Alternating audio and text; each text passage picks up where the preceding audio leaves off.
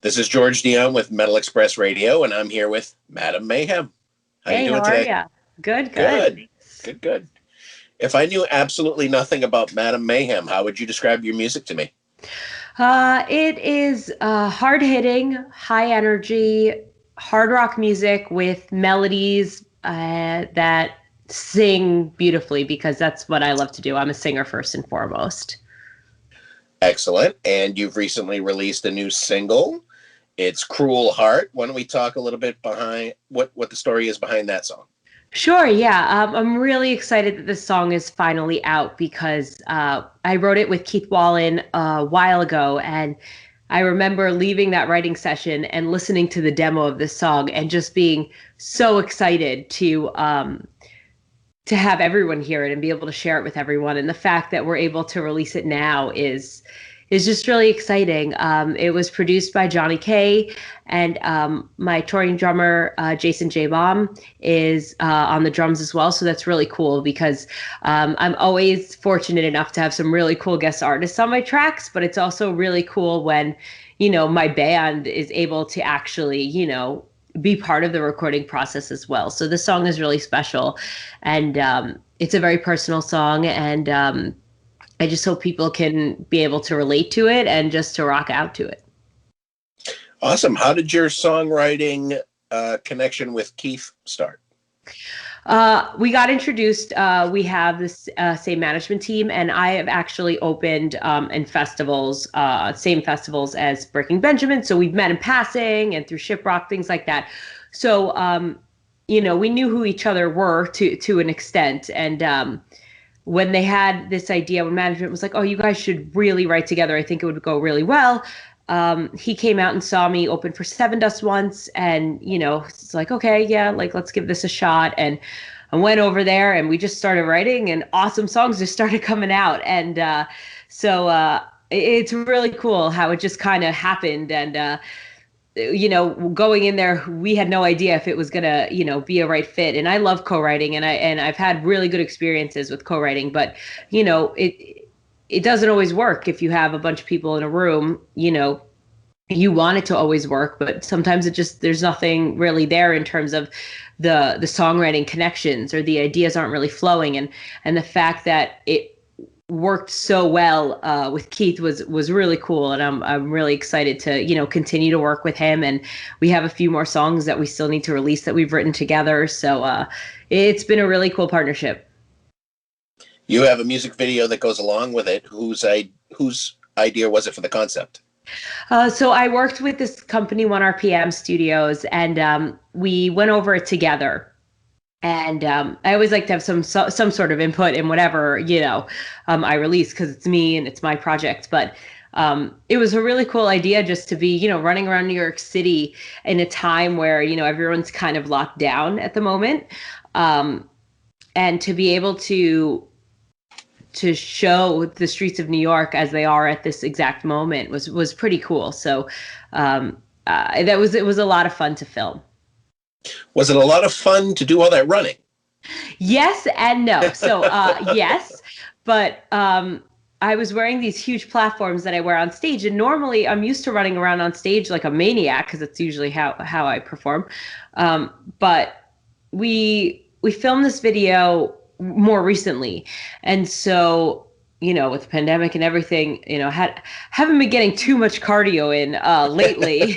So to be doing these shots where you're just like sprinting down like one block, okay, try another block, and like, okay, hold on, let me just catch my just trying to catch my breath. And really I got my cardio in that day for sure, but it was still really cool. All right. Is this leading to a string of single releases, or are you working your way towards a new album? So when we recorded this song, I recorded a few others at the same time before the shutdown and everything happened. And the goal was to either come out with an EP or a full-length album, because I love listening to full-length albums. So I love creating full-length albums that tell a story.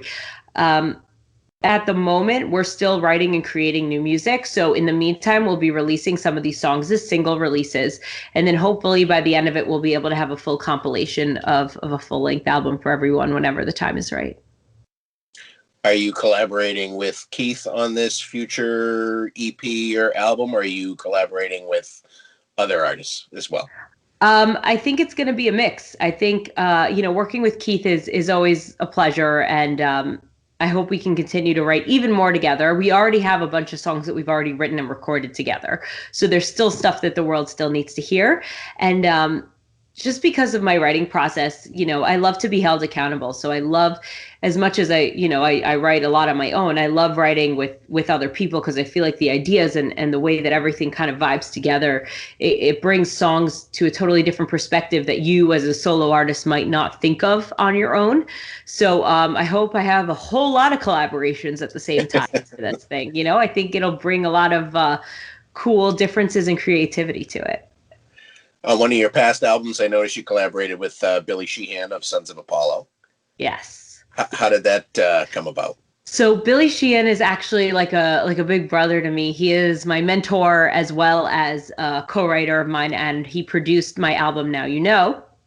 So um, it we met years ago, and even before we started writing together, he was always a very caring and like figure who always really had my back. And I've been very fortunate with the people that I've been able to surround myself with, of people that care actually about the person and the artist and the music, of course. And really, I'm really thankful to him because I was coming from a time before I met him where I wasn't as comfortable, and he really set the bar for, these are the people you need to be working with, the people that believe in you as an artist and as a singer, and and as a person, and those are the people you want to surround yourself with. And he really taught me that, and he is just so amazing to work with, besides the fact that he's a bass legend and is just so talented and amazing. He's an amazing person as well, and really taught me so much, and really helped me get out of my shell to work on my even my future projects with other writers who I've worked with, after him, like working with Corey Lowry while I was working with him was an amazing experience as well. And just, setting that bar for being able to collaborate with someone while they still let you nurture yourself and tell the story you want to tell. And so I'm very thankful to him. Yeah. You've also released other singles that over the past year. You released a cover of Aerosmith's "Living on the Edge," Mm-hmm. and you did another single, "Breaking Down." Yes. Why particularly "Living on the Edge"? I've definitely never heard a cover of that. Yes. So that was actually during the time of lockdown. I was looking through the vault of, there's so many songs that I've written and covered and recorded in my career that never saw the light of day. And so I was, at home going through all my hard drives, and that song, we did it years ago. I recorded it years ago, and we used to play it live during my beginning, when I was starting out my residencies in New York City and playing, and the crowds really seemed to like it because it was kind of out of left field, but everyone knows the song, and we tried to put our own spin on it. So I thought it would be kind of cool to release something like that, because I mean, I've been releasing original music this whole time, which I'm very proud of, but cool to just get something that was a little familiar and a little out of left field, and, see how everyone would respond to it, since we knew that they liked it in the live setting. So have you been able to do any kind of live performing since the lockdowns began? I know you're in New York, big artistic musical place that's like completely shut down in the beginning, and that's probably more where you shine is on the stage, like every other artist, and you haven't been able to do that. Yeah, my favorite thing in the world, as much as I love writing and creating music, and that's always been a dream of mine to be able to do, performing live has been my passion since for as long as I can remember. So performing live and having that connection with the fans and with the audience and fellow rock and metal lovers is everything to me. And the fact that we haven't been able to do that during this time has been devastating. It's also the way independent artists like myself are able to kind of spread the word about the band and our songs, and be able to meet our fans face to face. It's the coolest thing. So unfortunately, our last tour was February 2020. But since then, we've done a few live stream festivals online and things like that we've been able to do. But we haven't been in that live setting yet. And I know that for the next couple of months, we do have a few live stream opportunities that are coming up. So we'll announce those on our website as soon as they are announced. And we'll just keep doing those until we can get back out on the road and play live, because that's all I want to do. Excellent. Yeah. Is there a regular Madame Mayhem band that backs you up? Yeah. Yep. I have my guys, and we're all in this area for the most part, in the New York area for the most part, not everyone, but almost everyone. And so, when the time comes, we'll be able to all reunite and, work together. Right now we're working together remotely, which is really cool. And I definitely want to be able to include my band more and more in all the things that I get to do when I'm not on the road, because they're such a huge, important part of my life. And so hopefully, with the way technology is now, we'll be able to do some really cool stuff. So there's got to be a story on why you call yourself Madame Mayhem. Well, it started as my mom started calling me that, actually. She came up with the name, and then my dad was like, oh, yeah, that's really cool. And they called me once when I was in the studio, and were like, what do you think about this name? Because my mom was kind of calling me that because whether I caused it or not, mayhem and chaos seemed to happen around me for a while. And so it was kind of like a little joke, but then we were like, oh, no, that's actually a really cool name. And she just kept calling me that, and then it just kind of stuck. And now I've kind of embraced the name as more of with all the anxieties and stressors that I've had in my life. It's kind of being the madam of your own mayhem and being able to, live and control all the chaos and all the mayhem that goes on around you. Things, again, whether you control it or you don't, being able to embrace that and wear it with pride and be like, yes, things are crazy, but I can handle it. And I am the boss of that. And so that's what Madame Mayhem, the name, has become. But you can't go without giving Mom some credit, because she definitely came up with the name. That's awesome. Yeah. You've toured with Seven Dust and Doro and Mushroom Head. Do you have any stories that stand out from those times of touring with them? I mean, there's so many. I can't think of just one, but I think the coolest thing is being able to play live for these amazing fans. I've been very fortunate with also the bands that I've been able to tour with, because their fans are so awesome. So they'll come out to the shows early enough to see bands like myself, and then going off the stage, I do my own merch as well at live shows, because I want to meet everyone. So I literally go from the stage, I jump off the stage, the band helps me pack up my stuff, and I just go and I hang out with the crowd.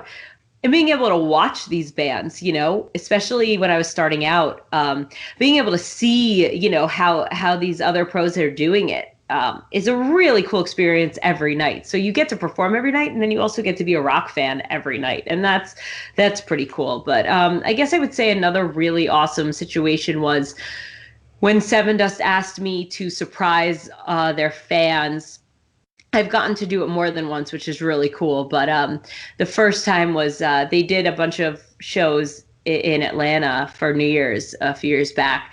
And I got to sing Licking Cream with them, which is a song that, is one of my favorites of theirs, actually. And so when they asked me to sing the duet part with them, I was super honored and super nervous. And I knew I could sing it, but I just didn't want, I'm not the original singer on the track. So I didn't want to piss off any fans or do anything like that. But again, Seven Dust fans are so amazing. They embraced it and they loved it, and we all got to rock out to it. And just being on stage with the band as well as opening for them, and they're just such amazing guys, was such a cool experience for me that I don't think I'll ever forget it. So, yeah.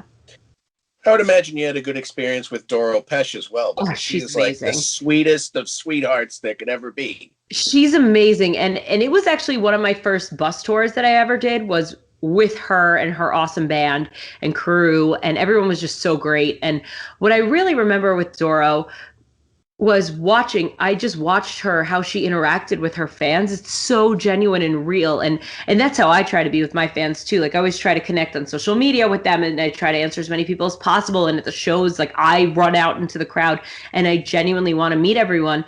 And she really has that vibe. And when I was watching her, you know, trying to get back on the bus and these people like reaching out to her, and she took her time and wanted to meet everyone and just genuinely loves everyone.